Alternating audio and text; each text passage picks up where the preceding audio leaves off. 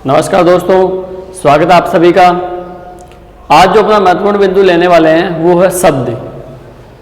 व्याकरण में वैसे सबसे छोटी जो इकाई होती है वो वर्ण होती है, और उसके बाद की मध्यम की जो इकाई होती है वो होती है शब्द, और वाक्य की जो अर्थ के आधार से सबसे बड़ी जो इकाई होती है वो होती है वाक्य। तो हमने वर्ण के बारे में पढ़ लिया था। आज हम शब्द के बारे में बात करते हैं कि शब्द क्या होता है, शब्द की परिभाषा क्या होती है, शब्द के भेद क्या होते हैं। इसके बारे में आज हम जो है विस्तार से बात करेंगे। तो आज का अपना महत्वपूर्ण बिंदु है शब्द। तो हम शब्द के बारे में बात करते हैं कि शब्द क्या होता है। तो सबसे पहले हम बात करेंगे शब्द की परिभाषा के बारे में कि शब्द क्या होता है। तो शब्द जो है, जैसे कि हम लोग बचपन से पढ़ते आ रहे हैं कि वर्णों का जो मेल होता है वो शब्द कहलाता है, लेकिन वर्णों का मेल कभी भी शब्द नहीं होता है। एक बात ध्यान रखेंगे, वर्णों का मेल संधि भी कहलाता है, वर्णों का मेल जो है वो शब्द भी कहलाता है। लेकिन शब्द कब कहलाएगा? जब वर्णों का सार्थक मेल होगा, यानी वर्ण होंगे, वर्ण मिलेंगे और उनसे निकलने वाला अर्थ सार्थक होगा तो वो शब्द कहलाएगा।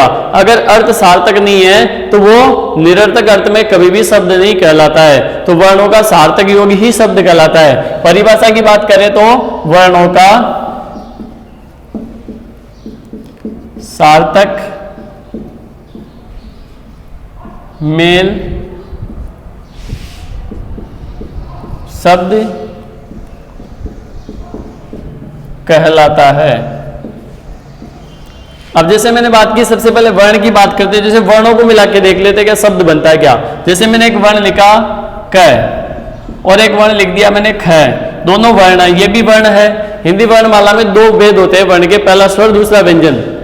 दोनों वर्ण व्यंजन से हैं, पहला मैंने क लिखा, दूसरा ख लिखा। अब परिभाषा के हिसाब से वर्णों का मेल, अगर हम वर्णों का मेल करते हैं यानी दोनों को मिलाते हैं, क और ख मैंने दोनों को मिला के लिख दिया। अब ये जो शब्द बना है, अब इसका कोई अर्थ नहीं निकल रहा, यानी ये निरर्थक है। तो निरर्थक जो होता है वो ये परिभाषा के रूप में सही सटीक नहीं बैठ पाता है कि वर्णों का मेल शब्द कहलाता, तो ये निरर्थक अर्थ अगर निकल रहा है तो वो शब्द नहीं कहलाएगा।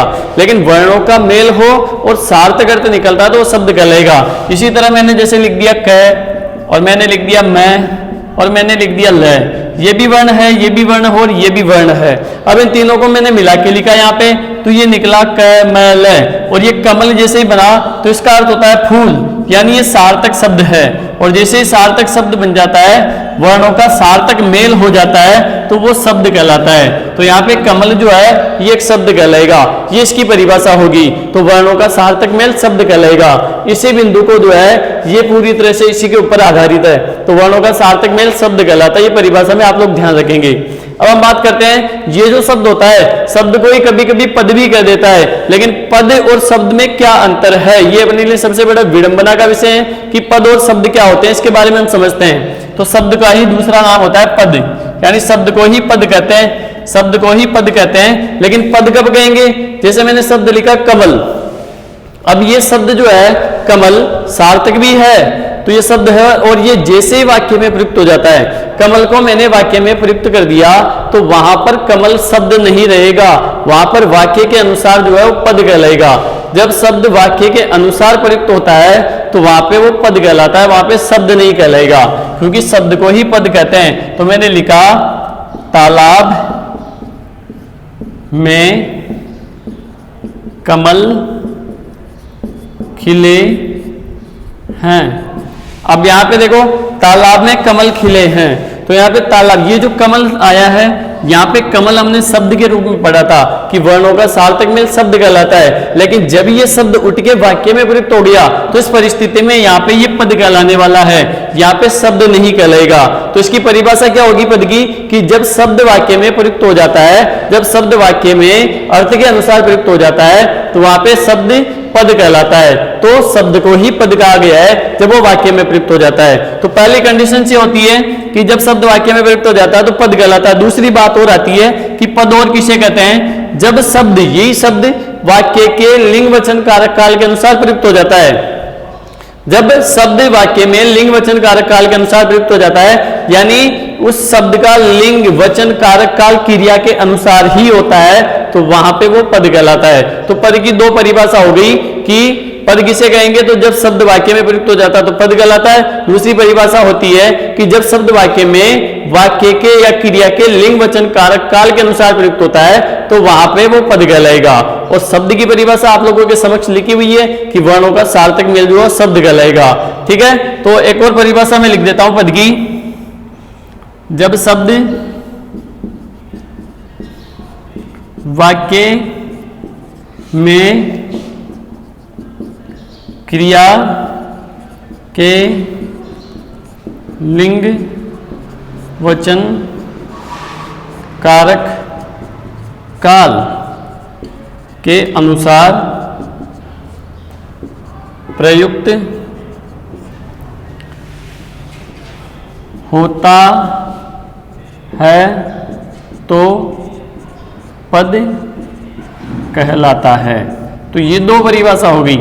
जैसे यहाँ पे कमल, अब कमल जो है अगर हम इसे देखें सीधा सीधा तो एक वचन के रूप में देखते हैं, लेकिन क्रिया क्या है, खिले। खिले जो है ये क्रिया आई है और ये क्रिया बहुवचन का प्रतीक है, यानी तालाब में एक कमल तो खिल नहीं सकता है, तालाब में एक कमल खिलने से रहा, अगर तालाब में कमल खिले तो बहुत सारे खिले होंगे, तो यहाँ पे कमल जो है बहुवचन है और इसी के अनुसार क्रिया आई है जो है ये बहुवचन वाली क्रिया आई है। तो तालाब में कमल खिले हैं, यानी वाक्य में क्रिया के अनुसार ही जब शब्द का लिंग वचन कारक काल होता है तो वो वहां पे पद कहलाता है। तो ये पद की परिभाषा भी आप लोगों के समझ में आ गई होगी। अब हम बात करते हैं शब्द के भेद के बारे में कि शब्द के कितने भेद होते हैं। वैसे वास्तविक दृष्टि से देखें तो शब्द के 5 भेद होते हैं, कभी कभी कुछ जगह 4 भी दिए हुए हैं। मैं आप लोगों को संपूर्ण सारगर्भित जानकारी देता हुआ 5 भेदों के बारे में बताऊंगा। तो इसका आप लोग भेद जो है वो मैं आपके समक्ष जो है शब्द के प्रकार, शब्द के भेद बता रहा हूं, आप उसे ध्यानपूर्वक देखेंगे। और 5 भेद जो है वो शब्द के मान्य होते हैं। 5 भेदों के बारे में मैं आप लोगों को बताता हूं, शब्द के भेद।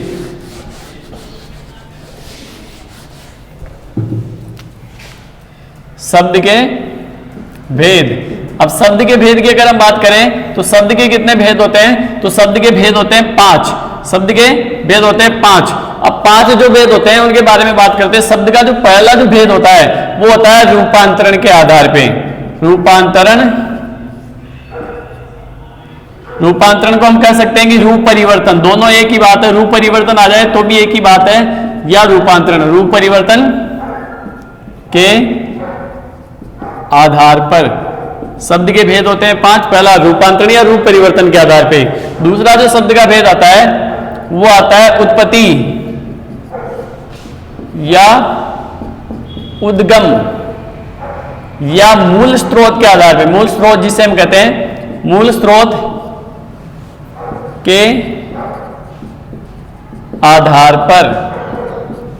तीसरा जो भेद आता है वो आता है व्युत्पत्ति,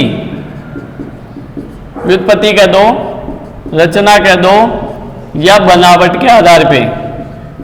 व्युत्पत्ति, रचना या बनावट के आधार पे। चौथा जो भेद आता है वो आता है अर्थ के आधार पे, अर्थ के आधार पर। पांचवा जो भेद आता है वो आता है प्रयोग के आधार पे, प्रयोग के आधार पर। तो ये शब्द के 5 भेद होते हैं। पहला जो भेद होता है वो कहलाता है रूपांतरण या रूप परिवर्तन के आधार पे।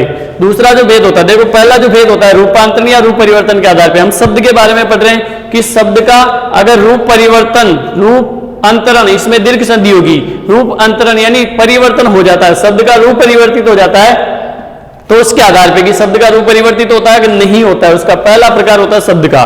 दूसरा जो शब्द का भेद होता है उत्पत्ति, उद्गम या मूल स्रोत के आधार पे, यानी शब्द की उत्पत्ति कहां से हुई है, मुख्य रूप से शब्द कहां से निकला है, मूल रूप से शब्द कहां से निकला है, तो उत्पत्ति, उद्गम या मूल स्रोत के आधार पे। तीसरा जो होता है व्युत्पत्ति, व्युत्पत्ति का मतलब होता है किसी की जो है प्रतिलिपि या संरचना के आधार पे भी हम कह सकते हैं किसी के द्वारा देखकर बनाया गया है, या अन्य जो है अन्य प्रकार के शब्दों से मिलकर बना होता है, उसे हम कहते हैं व्युत्पत्ति, रचना या बनावट के आधार पे। इसे हम संरचना के आधार पे भी कह सकते हैं। इसे हम जैसे किसी की प्रतिलिपि करते हैं तो उसके आधार पे भी हम इसको माना जा सकता है। तो व्युत्पत्ति, रचना या बनावट के आधार पे।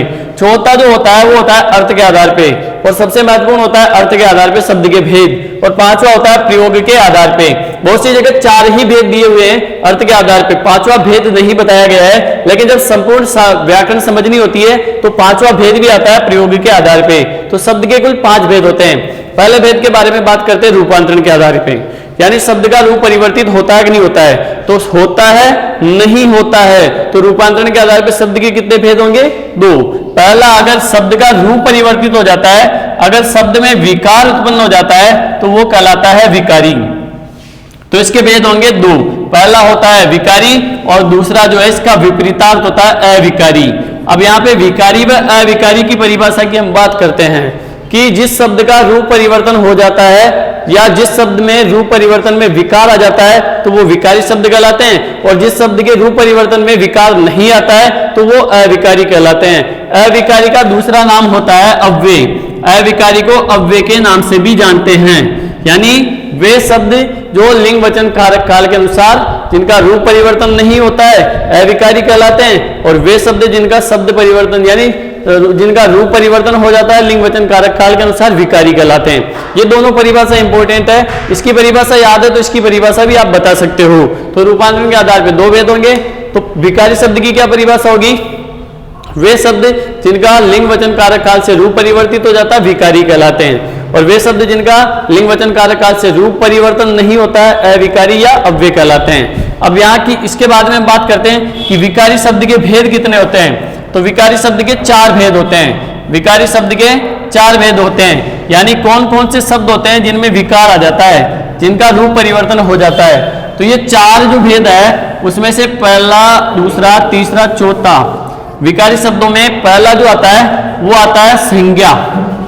संज्ञा यानी इसका रूप परिवर्तन हो जाता है लिंग वचन कारक काल के अनुसार। चार में से तीन चीजों से इसका रूप परिवर्तन होता है। मैं बताऊंगा कि संज्ञा किस किस से परिवर्तित होती है। तो विकारी शब्द जो है वो लिंग वचन कारक काल से परिवर्तित होने वाले शब्द विकारी कहलाते हैं। पहला संज्ञा, दूसरा जो होता है वो कहलाता है विकारी शब्द में सर्वनाम।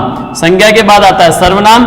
तीसरा जो आता है वो आता है विशेषण, और चौथा जो आता है वो आता है क्रिया। संज्ञा, सर्वनाम, विशेषण और क्रिया, ये विकारी शब्द होते हैं चार। अब ये विकारी यानी में लिंग वचन कारक काल के अनुसार इनका रूप परिवर्तित हो जाता है वो विकारी कहलाते हैं। अब हम बात करते हैं अविकारी या अव्यय की। अविकारी अव्यय के भी चार ही भेद होते हैं। अविकारी या अव्यय शब्द भी चार ही होते हैं, और ये चार कौन कौन से होते हैं? तो पहला जो होता है वो होता है क्रिया विशेषण। अब ये अव्यय कहलाएंगे सारे के सारे। क्रिया विशेषण अव्यय या क्रिया विशेषण अविकारी शब्द। पहला जो भेद होगा वो कहलाएगा क्रिया विशेषण अव्यय या क्रिया विशेषण अविकारी शब्द। ठीक है, तो अविकारी शब्द के भी चार भेद होते हैं। दूसरा जो होता है वो होता है समुच्चय बोधक अव्यय। दूसरा जो होता है वो होता है समुच्चय बोधक अव्यय। समुच्चय बोधक अव्यय कहेंगे या समुच्चय बोधक अविकारी शब्द। तीसरा जो होता है वो होता है संबंध बोधक, संबंध बोधक अव्यय या संबंध बोधक अविकारी शब्द, संबंध बोधक अविकारी शब्द। और चौथा जो होता है वो होता है विस्मयादि बोधक, विस्मयादि बोधक अव्यय, विस्मयादि बोधक अव्यय या विस्मयादि बोधक अविकारी शब्द। तो विकारी और अविकारी जो है रूप परिवर्तन के आधार पर दो भेद होते हैं। विकारी शब्द के चार भेद होते हैं, संज्ञा, सर्वनाम, विशेषण, क्रिया। अविकारी शब्द के भी चार भेद होते हैं, क्रिया विशेषण, समुच्चय बोधक, संबंध बोधक और विस्मयादि बोधक। अब हम बात करते हैं उत्पत्ति या उद्गम के आधार पे।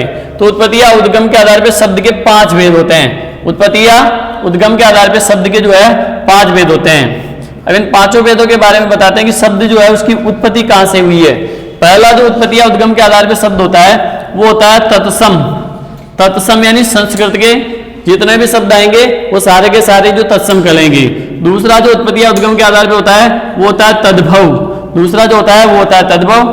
तीसरा जो होगा वो होता है देशज, देशज शब्द होते हैं। और चौथा जो होता है वो कहलाता है विदेशी। और पांचवा जो होता है सबसे महत्वपूर्ण है, ये होता है संकर शब्द। अब संकर जो शब्द लिखा है मैंने बिल्कुल ये शुद्ध है।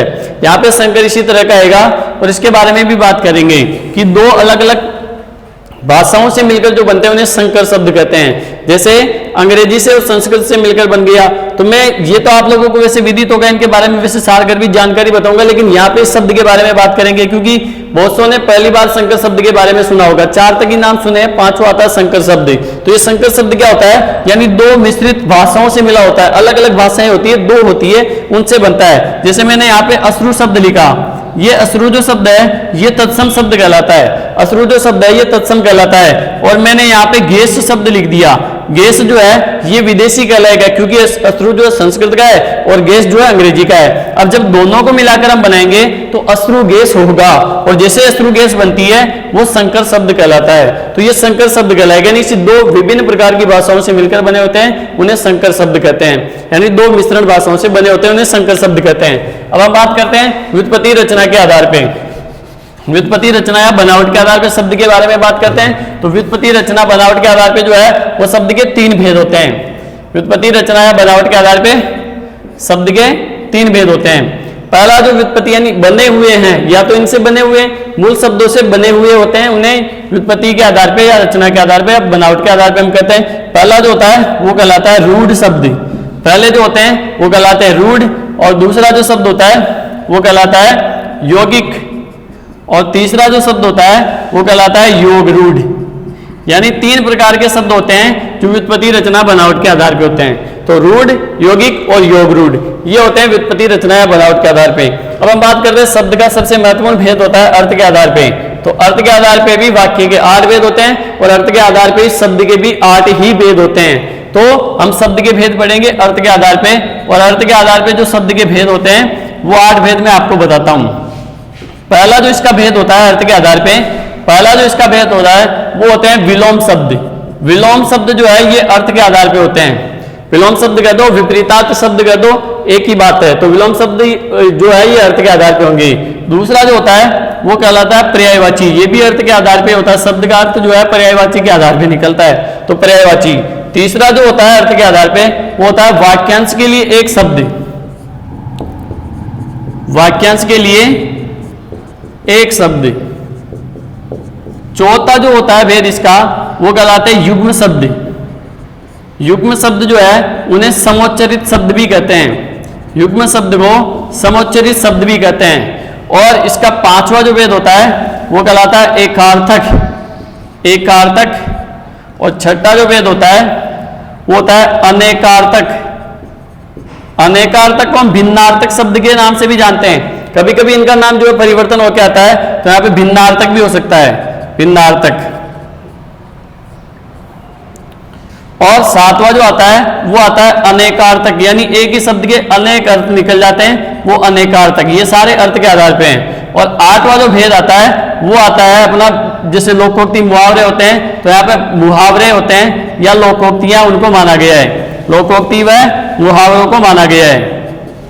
लोकोक्ति व मुहावरे जो है ये अर्थ के आधार पे होते हैं। तो ये अर्थ के आधार पे शब्द के 8 भेद होते हैं। और हम बात करते हैं प्रयोग के आधार पे। तो प्रयोग के आधार पे शब्द के 2 भेद होते हैं। प्रयोग के आधार पे शब्द के 2 भेद होते हैं। ये परीक्षा की दृष्टि से महत्वपूर्ण नहीं है। परीक्षा की दृष्टि जो सबसे महत्वपूर्ण बिंदु है वो है रूपांतरण के आधार पे और उत्पत्ति उद्गम के आधार पे, और उसके बाद में अर्थ के आधार पे। ये सबसे ज्यादा महत्वपूर्ण बिंदु है। अब प्रयोग के आधार पे हम शब्द की बात करते हैं, तो प्रयोग के आधार पे शब्द के 2 भेद होते हैं। पहला जो होता है वो होता है सामान्य, और दूसरा जो होता है वो होता है परिभाषित। ये होते हैं अर्थ के आधार पे शब्द के भेद। ये अर्थ के आधार पे शब्द के भेद होंगे। तो इस प्रकार हमने शब्द का पूरा वर्गीकरण माना। अब इसमें आप लोग कहोगे क्या संधि समास उपसर्ग प्रत्यय भी शब्द होते हैं? तो संधि समास उपसर्ग प्रत्यय शब्द नहीं होते हैं, वो शब्द प्रोसेसिंग यानी शब्द प्रक्रिया की इकाई होते हैं। शब्द कौन कौन से होते हैं? परीक्षा में से रिलेटेड प्रश्न आया हुआ है, क्या संधि शब्द होता है? तो संधि शब्द नहीं होगा, समास भी शब्द नहीं होगा, लिंग वचन कारक काल भी शब्द नहीं होगा। तो ये होते क्या है? तो जो लिंग वचन कारक काल ये होते हैं शब्द को परिवर्तन कर देने वाली इकाइयां। तो शब्द परिवर्तन की इकाइयां 4 होती है, लिंग वचन कारक काल। और उसके बाद में हम बात करते हैं कि शब्द प्रक्रिया या शब्द संरचना की कितनी इकाइयां होती है? संरचना, शब्द को निर्मित कर देने की तो 4 इकाइयां होती है। वो होती है संधि, समास, उपसर्ग, प्रत्यय, और ये बाकी सारे के सारे शब्द कहलाएंगे। जो आपके कोर्स में है, रीट की दृष्टि से भी महत्वपूर्ण है, प्रतियोगी परीक्षाओं में फर्स्ट सेकंड ग्रेड के हिसाब से भी महत्वपूर्ण है। तो ये चीज आपको ध्यान रखनी है कि शब्द का भेद, शब्द के भेद होते हैं। शब्द की परिभाषा क्या होती है, पद क्या होता है, और शब्द के भेद क्या होते हैं। अब हम जो है इनमें प्रत्येक बिंदु के बारे में चर्चा करेंगे। आगे आने वाले वीडियो में संज्ञा, सर्वनाम, विशेषण, क्रिया और इन सब बिंदुओं के बारे में मैं आप लोगों को विस्तार से अवगत कराऊंगा। तब तक के लिए धन्यवाद। राधे राधे।